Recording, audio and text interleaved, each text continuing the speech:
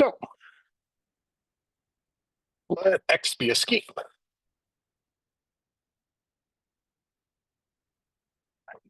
This will just usually be the case through the course, but I might as well put it. So a sheaf of O of X modules is called quasi-coherent. Yes, I know everything is quasi. That's life. We'll talk about coherent later. If for all affine subschemes, so U is a subset of X and it's isomorphic to spec of some ring R. So I can take my a sheaf F. So I can take my F, I can restrict it to U. So now it's a sheaf on this affine subscheme. And we had constructed many examples of such sheaves. There's one for every R module, where M is an R module. So this is an O of X module, which locally looks like one of these ones coming from an R module. So the idea here is when you want to study rings, one of the fundamental things you study is modules over those rings. And how complicated the category of modules is tells you something about how complicated the ring is. And of course, even if you really only wanted to study the ring, of course, a lot of objects that show up are actually modules. You know, for example, ideals or quotients by ideals, you often want to think of as modules, right? And so this is, if you think of a scheme as some generalization of a ring, that is kind of taking rings and then adding in some new operations where you can stick them together in ways that don't make sense just in the category of rings. This is saying, well, what if you took modules over those rings and tried to glue those together? What kind of thing would you get? And the answer is you would get a sheaf of O of X modules. And I'm just sort of explicitly defining it to have this property. Yeah. I think it also is a sheaf. Yes. Yes. So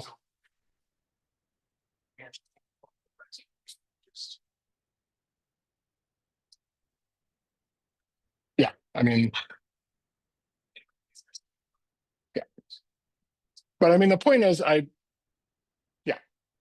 there's no other notion of O of X module other than a sheaf of O of X modules. But people will often say sheaf of O of X module.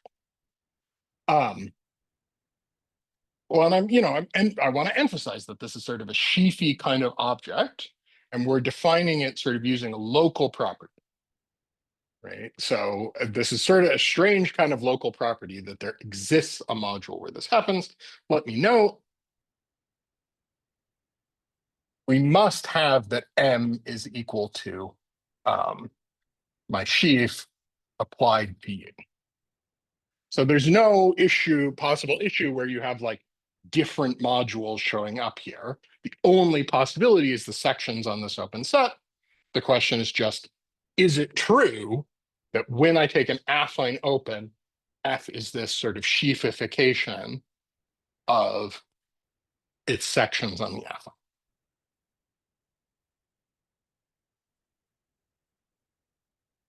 All right.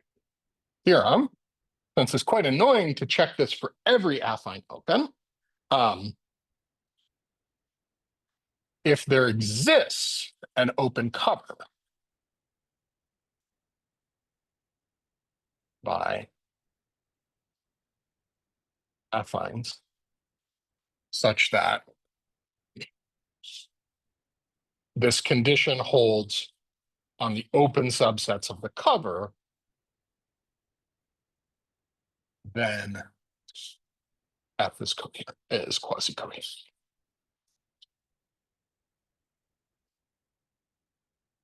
So right? This is something that's come up a lot, this idea of, well, you have some property, you want it to hold for every affine open, you have to check literally every affine open. No, it's actually enough to check one open cover by affines.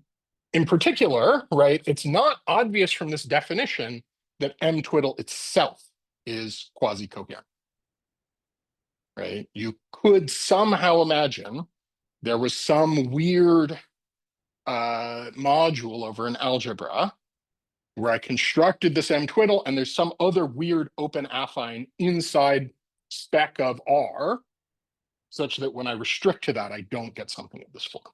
That's the kind of thing you should worry about happening. And this theorem says, no, that doesn't happen. So in particular, if X is affine, then F is quasi-coherent if and only if F is isomorphic to M-twiddle for some module.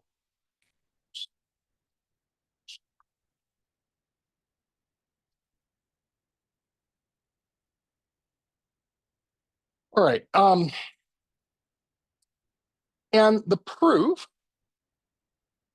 I'll just, with one of these proofs that, I don't know, I wonder if I'm missing something. I feel like Vakil makes it a little too hard, but the idea is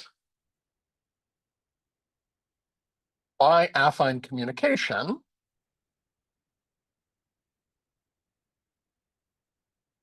it's enough to check this on an affine.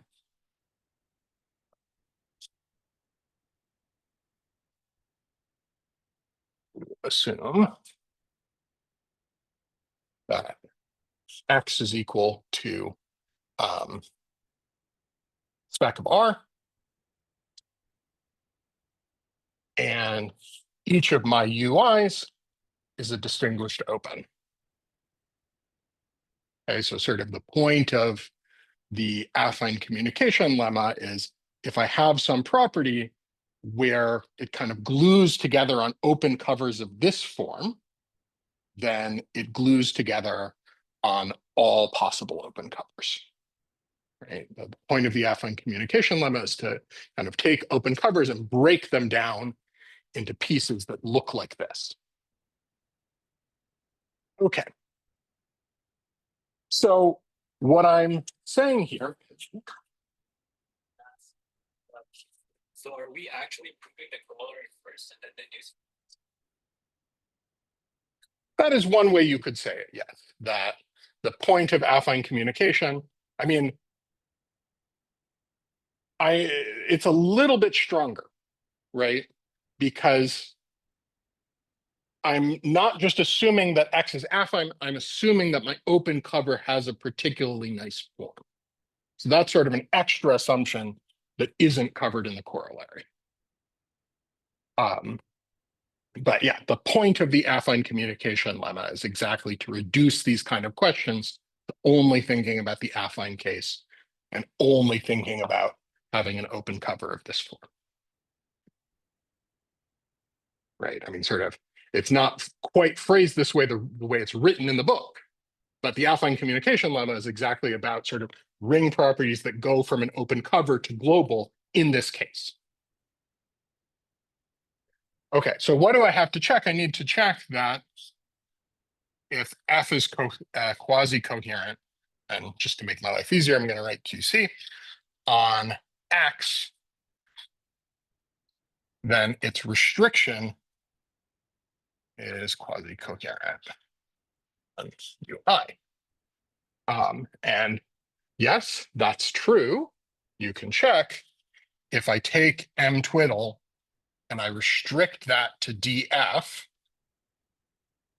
So you're supposed to prove in your homework that DF is isomorphic as a scheme to spec of R localized at F. So this is just take M, localize it at F. So that means tensor with the localization of R with respect to F, and then take the twiddle of that. And this is sort of using that DF is isomorphic to spec of R. Okay, so that's condition 1 in affine communication. And then condition 2 is I need to start with isomorphisms ui to mi twiddle. I'll assume I have this isomorphism.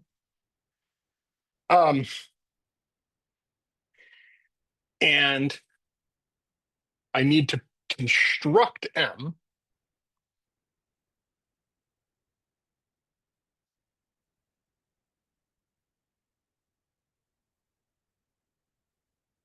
such that F twiddle is isomorphic.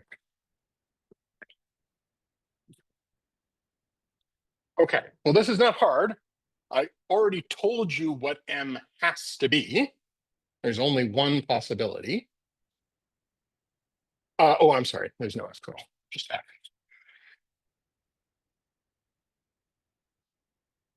So I must have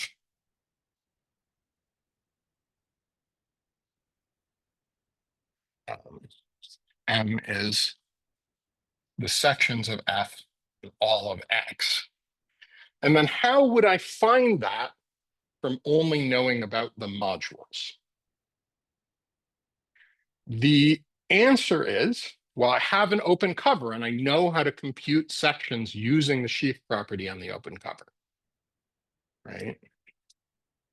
So I have that M is exactly the kernel of the map of map into all these MIs, and then map those guys by restriction to the direct sum of MIJs, which are, well, I can either think about take MI and localize FJ, or I can take MJ and localize it FI. And why are these all the same? Well, these are the same because both of these are the sections of F applied to UI intersect UJ. And here, this is one of these points where it's very useful that I'm taking an cover by distinguished opens, right? This is the same as D of Fi times Fj.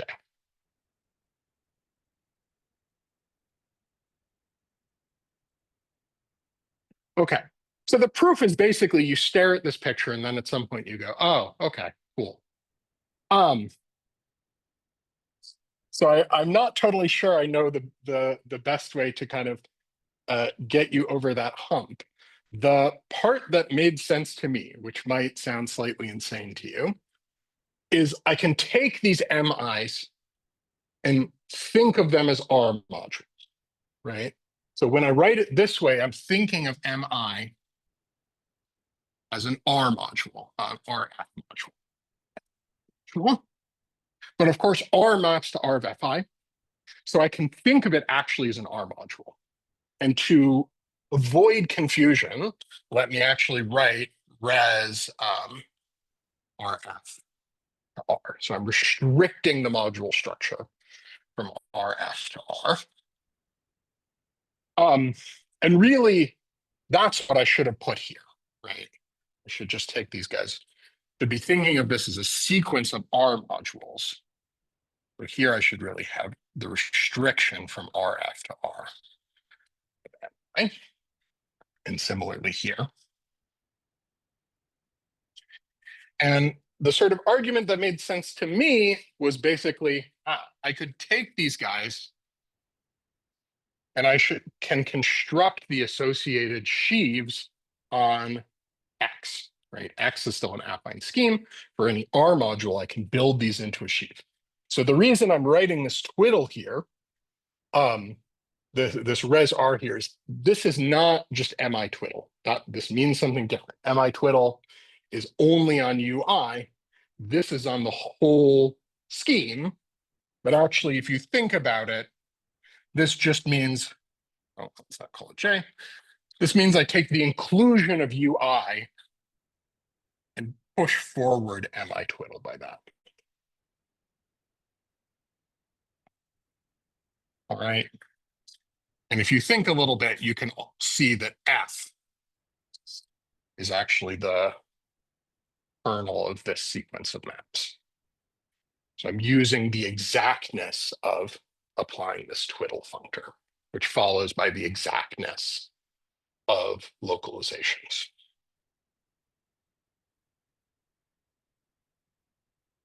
All right. Vauquel gives the same argument, but kind of organizes a little differently. So if this didn't make sense to you, you can always go look at Vauquel and see if that makes more sense.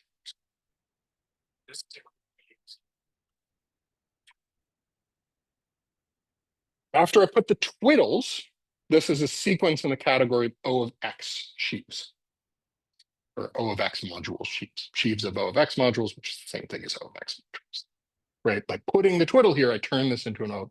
So the whole point is, yeah, let me say this a little differently. I have this exact sequence, right? I then also can think about, I have my F that maps into this restriction, this guy, as a map of O of X modules. Maps into this direct sum, and it's the kernel of the map into here.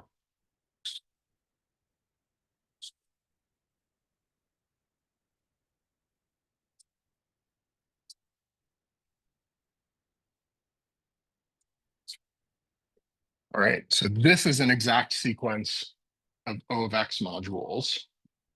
But I also have an exact sequence that comes from just putting the twiddles over these guys. And this part of it is the same. So both F and M twiddle can be written as the kernel of this map. Right. If you like check cohomology, this is really sort of where check cohomology comes from, this kind of resolution of a sheaf. One way to kind of convince yourself of this is take this sequence, think about what happens on any stalk, right? Any stalk lives in one of these open subsets, and you'll find, right, the stalk, which is the localization of mi at some prime ideal, is exactly the kernel of this. There's a question in the chat. It says, it feels like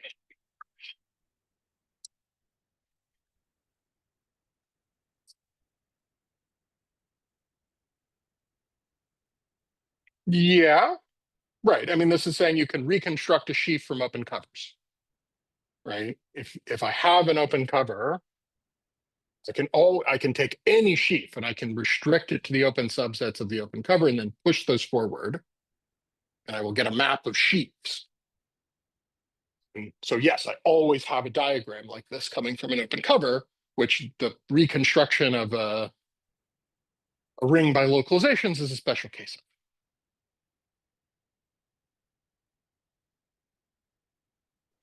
All right. Oops.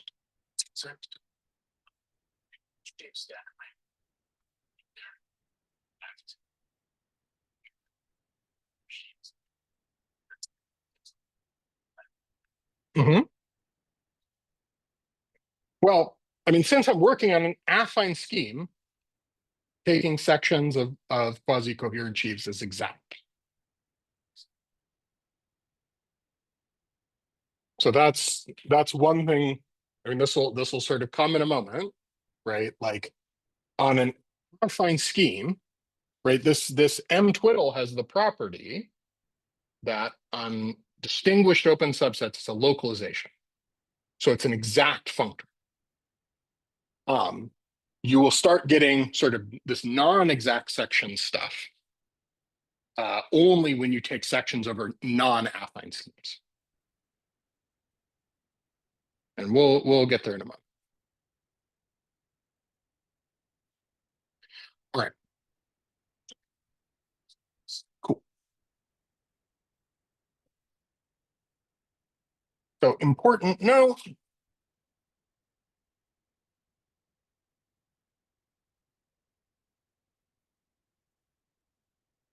There are non-quasi-coherent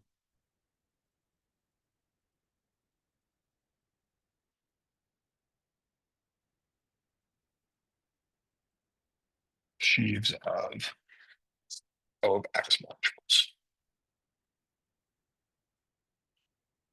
So somehow this is one of these concepts where you have to kind of push yourself a little bit to find an example, because of course all the examples out there that one would ever want to think about are quasi-coherent, but it is an extra condition on top of just being an O of X module.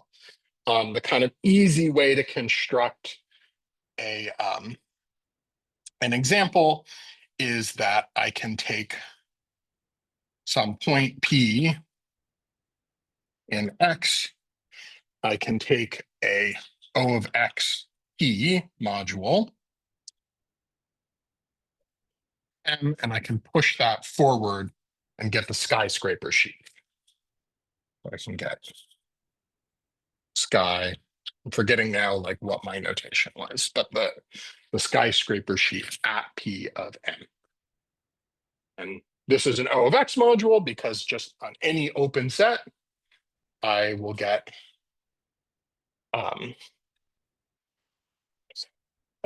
the same module if that open set contains P. And the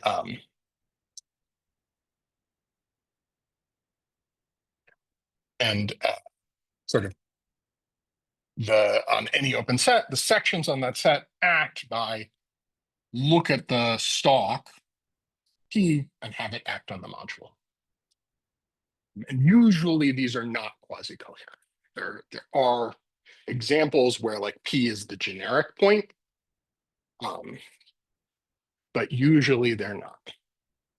And sort of the helpful theorem for understanding how you should cook up examples of this is that there's a nice characterization of quasi-coherence, which is basically just one of these properties of modules you kind of will use without even really thinking about. So F is quasi-coherent if and only if for all U and X affine and F in O of X applied to U. Of course, I could call R, right? U is affine, so it's stack of whatever these sections of the structure sheaf on it are. So I'm just gonna, this is a notation that Vacchiel starts using around this point. So U of F, this means D of F, if I think of U as spec of R.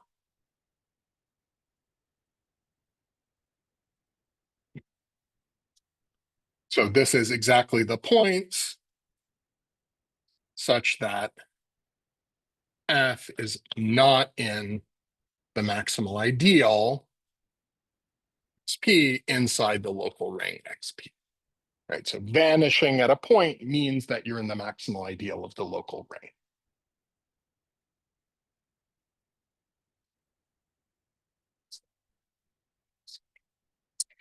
All right.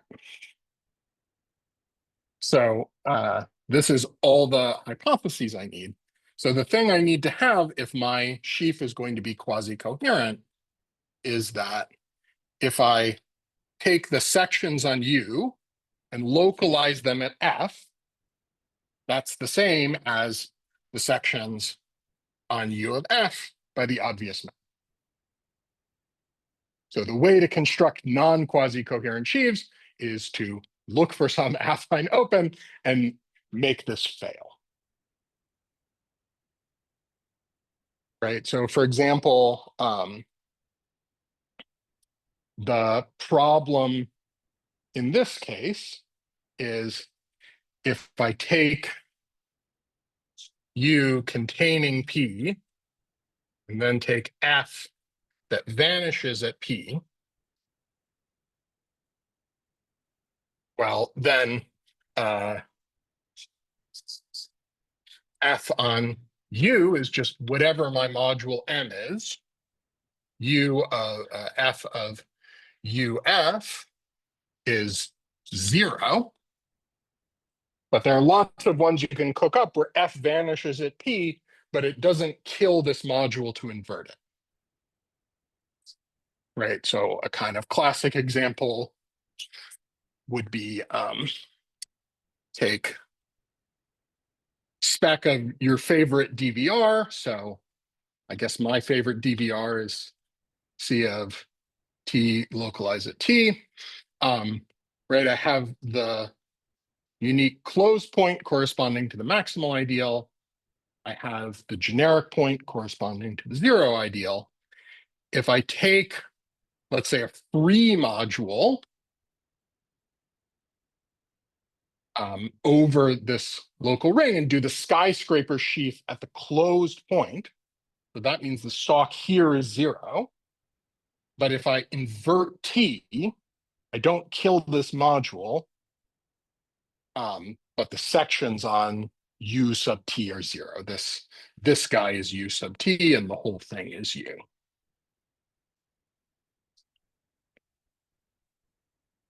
So quasi-coherence is exactly that sort of things play well the way you expect with inverting functions. And this is because, somehow all inclusions of schemes are always built out of including guys where you inverted one function by this affine communication lemma. So this is sort of the only thing you need to check. This example? Sure. So what I'm doing here is, so I'm looking at this theorem and I'm trying to construct something where it fails. So my X is spec of this ring R.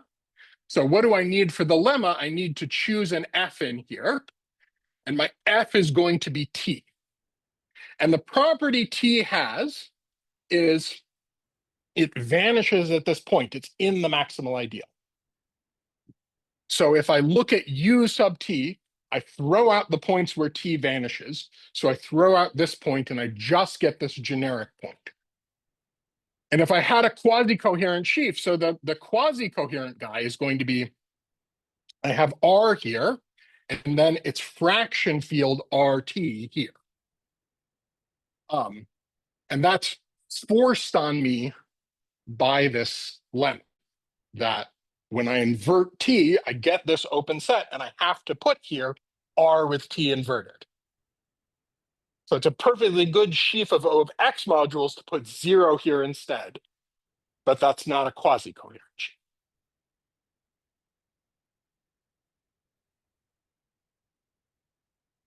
So this is sort of saying something about like sections kind of extend over more generic points in the way you would expect. Right? Somehow the problem here is I have these sections of R at T, and I'm kind of artificially forcing them all to vanish at the generic point. Which right, that doesn't happen with normal functions, that they vanish almost everywhere, but they're non-zero at some point. But that's what a skyscraper sheaf does.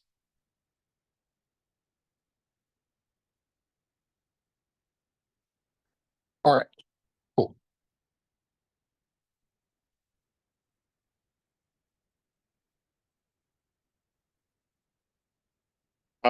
Maybe one more thing I'll note. So there is an example that's very close to this, which is quasi-coherent. I could take R mod T and take its twin. And that would be a skyscraper sheaf. So just in case you're like, wait a second, I thought there were coherent skyscraper sheaves. There absolutely are, but they have to be consistent with everything around them. So that would be the sheaf where here I have R mod T, right? And now inverting T kills this module. So it's okay to put 0 here. This is quasi-coherent. This is quasi-coherent. but this is not. Yeah. Just to be clear, in the step. Yes, sorry. F. Yeah. Chief of. Yeah.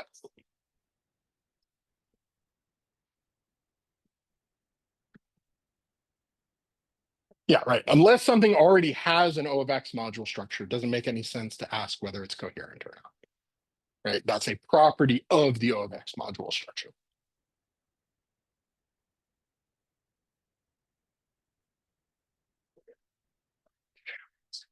I'll just add one extra thing since, I don't know, sometimes Bakhtil makes these statements and I'm like, oh, probably this is going to be important later. So probably I should mention this.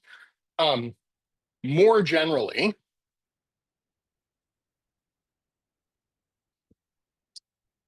if X is quasi-compact, quasi-separated, QCQS, you were warned this would come back later, then if I take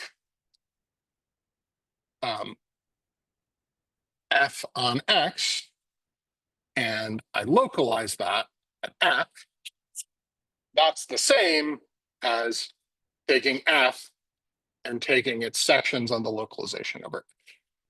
And somehow quasi-compact, quasi-separated, just saying like, well, things are put together from affines in a nice way. It says you have an affine cover where the intersection, you have a finite affine cover where the intersections have finite affine covers.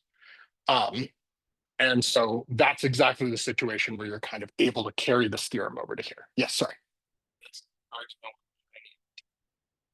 Yeah, yeah. There's nothing special about this one. This was just sort of the quickest example of a DBR I could write down. But yeah, for any DBR, if you put the free module here and 0 at the generic point, that's not coherent because the free module localizes to give you the fraction field. Yeah. As I said here, it's I take my function and I remove all the points where it vanishes. Yeah.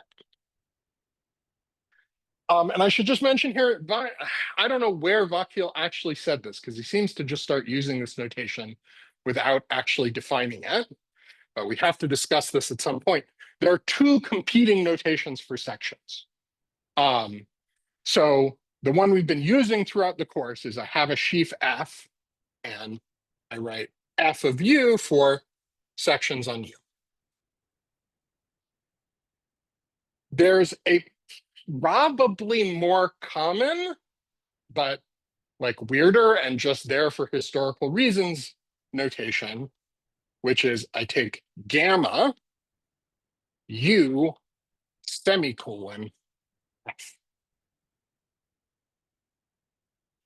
So I do think this is actually probably more common than this. Vakil uses both of them for extra fun. And somehow in this section, he switches from usually using this one to usually using this one. So watch out for that. So like if you look at the statement of this result in Vakil, it uses this notation.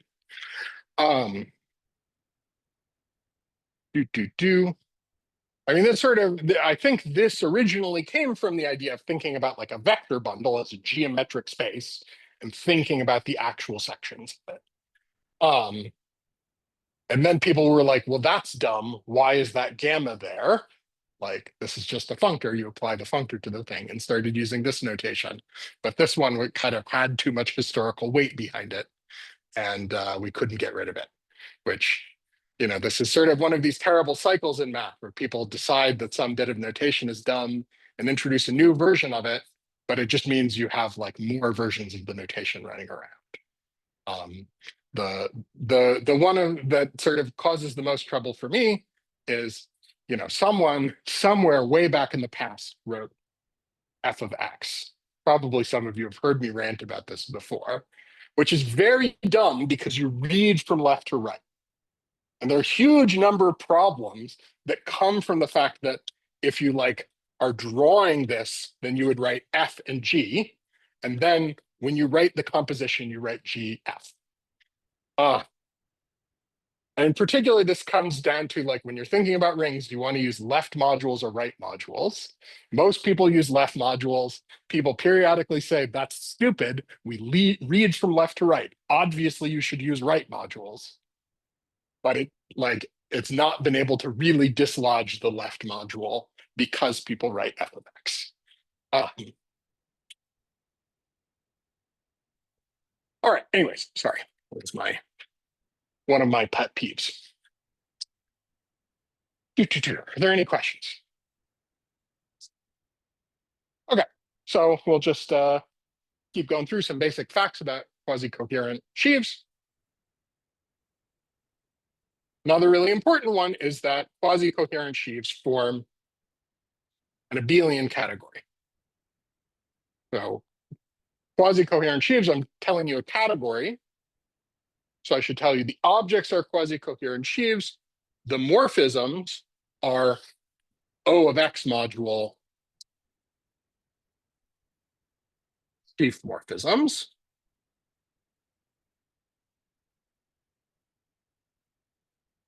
So if I have two sheaves, a morphism between them is a map on the sections on every open set, which is a module homomorphism over the sections of O of X on the same open set.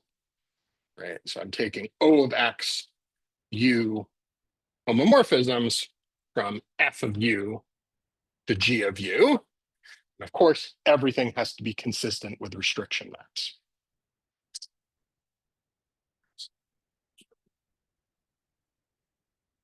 Right.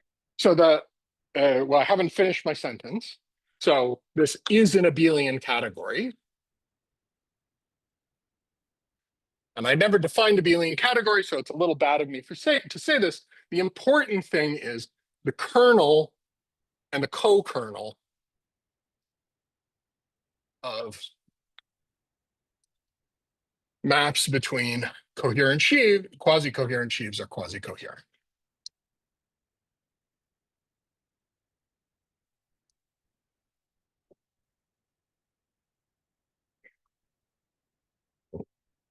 That's really the content of this statement, right? So we know when we have a homomorphism between a sheaves of abelian groups, we have the kernel calculated in the usual way.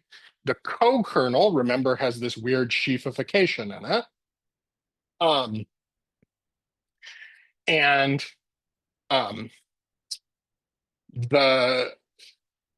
so I can form both of these. They have obvious O of X module structures. And so the question is, well, are they quasi-coherent? And the answer is yes. And the proof is very easy.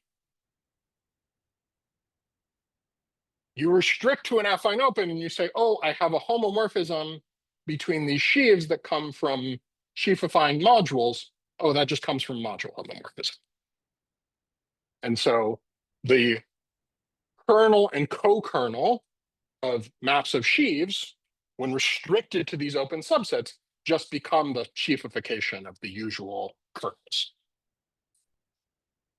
So maybe I should actually write this down. The sort of important point here is if I have a module homomorphism from M to N, then I get an induced module sheaf homomorphism between these sheafification guys. And the kernel and co-kernel of F twiddle is take the co-kernel or kernel of the original module map and sheafify that.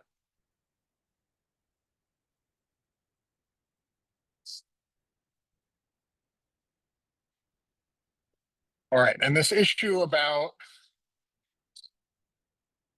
computing the co-kernel as pre-sheaves gives you something that isn't a sheaf, and you might have to sheafify it. But it doesn't come up when you're thinking about these affine guys. So on an affine open, actually, a map between coherent, a surjective map. Okay, let me write this in words. If I have a surjective map of coherent sheaves, of quasi-coherent sheaves,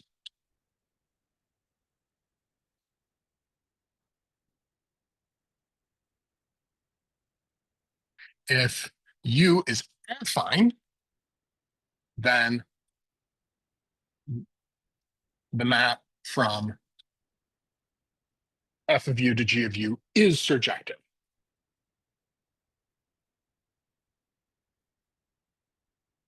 And it's because this process of turning a module into a sheaf respects kernels and co-kernels. So on any affine open, I'm just getting a map like this, and I use this fact. If U is not affine, it might not be.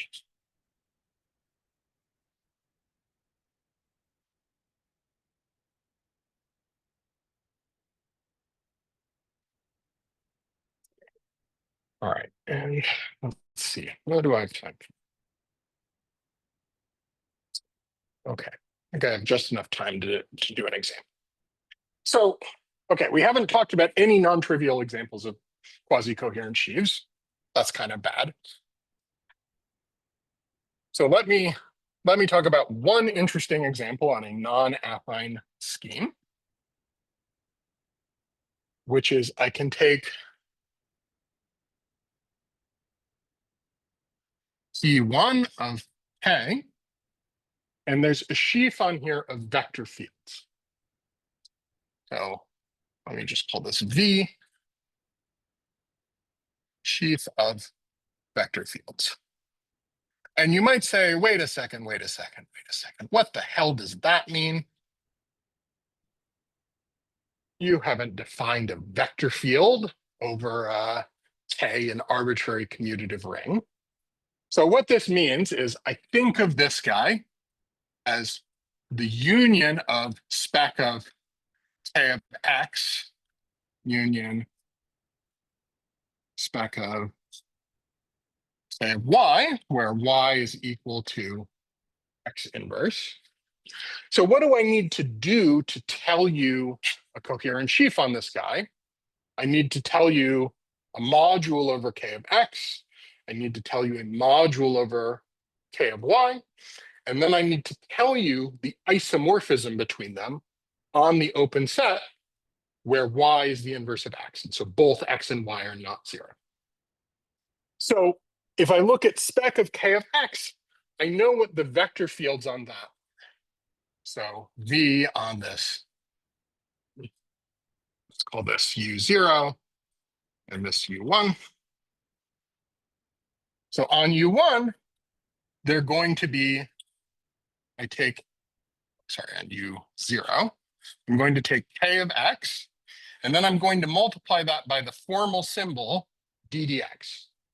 So ddx is a vector field on, well, you would think like C or something, right? If you want to think about actual, derivatives and such, I can think of this as a vector field, a very boring one.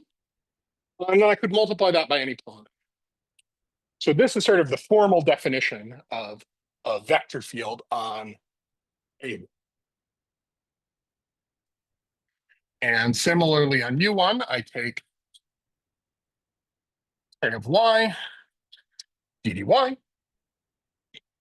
And now I need to tell you how these glue when X and Y are both invertible. Well, your calculus students know how to do that. So P of X times ddx is equal to minus Y squared P of 1 over Y times ddy. Okay, and this is like literally I go here and I say dy is equal to minus x to the minus 2 dx. So you really do sort of simple-minded calculus stuff without really thinking about what you're doing, and it gives you this transition law. So what do global sections of this look like? So global sections of this are choices of polynomial where I get polynomials in both of these cases. So P of X has to be quadratic. So for example, I can take D of X, which corresponds to minus y squared d dy. And similarly, x times d dx is minus y d dy. And x squared d dx is equal to dy.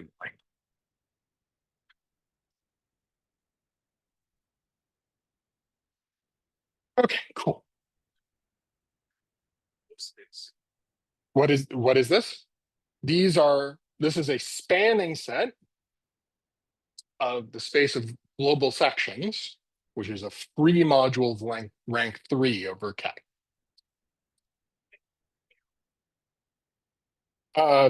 K module.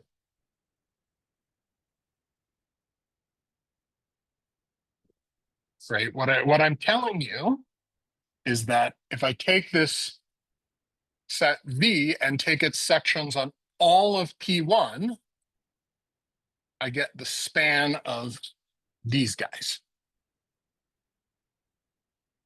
So this is sort of a common thing that happens with projective schemes is where before you had something that was infinite dimensional, suddenly it gets cut down to finite dimensions because somehow imposing it not blowing up at infinity cuts out most things, right?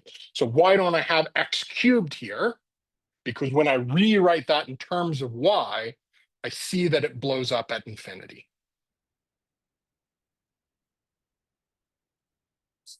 So if you learn the Harry-Ball theorem, right, you know that vector fields on a two-sphere have to have two zeros with multiplicity. That's what we're seeing here, right? This guy vanishes with multiplicity 0 at multiplicity 2 at infinity in terms of x. This guy vanishes with multiplicity 1 at 0 and infinity, and this guy vanishes with multiplicity 2 at the origin. Oh yeah, sorry, minus.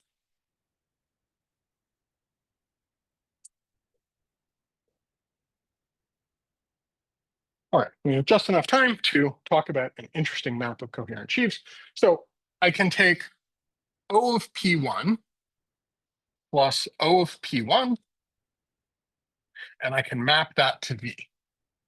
And what is this map? So what do I have to tell you? I have to tell you on any open set, I have some function f and some function g, right? And if I'm on U0, I get polynomials in x. If I'm in U1, I get polynomials in y. If I'm on some other open set, I have to do some gluing. And I can map those to, so let me write these in terms of x just to like not go insane, but just kind of let me remind you that I could write these as, you could always write them as rational functions in x or rational functions in y. And this goes to f of x times d dx, and this goes to plus g of x times x squared d dx. So this defines a map of sheaves. And any open subset, f and g are rational functions that don't blow up on that open subset. And so this is a rational function valued vector field that doesn't blow up on that subset because d dx and x squared d dx don't blow up anywhere. All right, and of course, if I looked on U0 or on U1, this map would be surjective, right? So again, I didn't explicitly say this, but like most of the properties of coherent sheaves, you can check on any open cover by the affine communication lemma, right?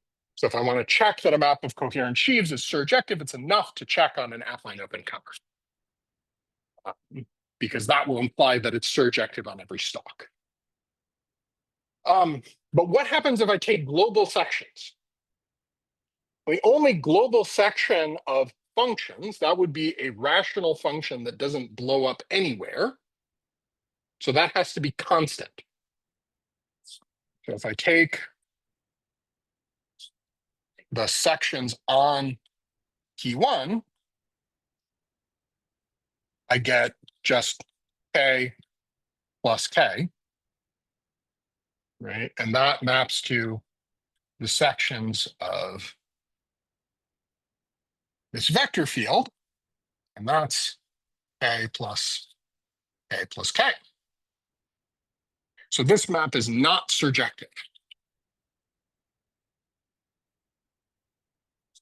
This is our first actual legitimate example of a surjective map with sheaves where the induced map on an open set is not surjective. Yes. This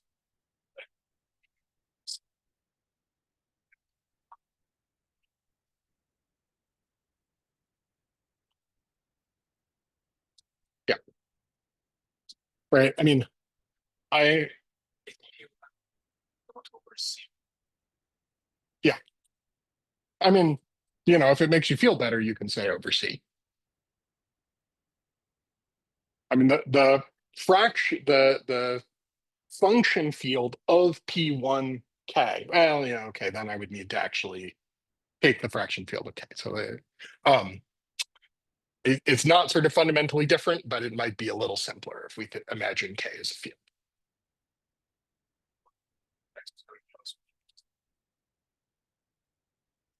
1 over x squared plus 1, well, it blows up on both of these guys.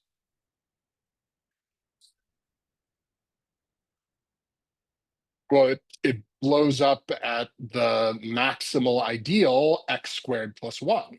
That's a point of spec of R of x. Right? If I have any rational function, the thing in the denominator, like, you know, lies inside some prime ideal, and I think of that prime ideal as a point, and it blows up at that point. Okay, great. So, all right, that's unfortunate. This just happens with sheaves. This is just kind of the first example. So P1 is sort of the first scheme we can come up with where this phenomenon actually happens. But you can see kind of very concretely how this happens. If I have any vector field here, well, you know, I can choose a perfectly good pre-image on U0, and I can choose a perfectly good pre-image on U1, and they just don't glue together. I can't do it in such a way that they're consistent. Yeah, because, right, the pre-image I would choose on U0 would be just, well, take your F to be whatever and your G to be 0, but that blows up at infinity. And on U1, I would take my F to be 0 and my G to be whatever, right? But that blows up at 0. So I can't get them to kind of meet and give me this vector field. All right, and that's all we have time for. So we'll see you on Friday.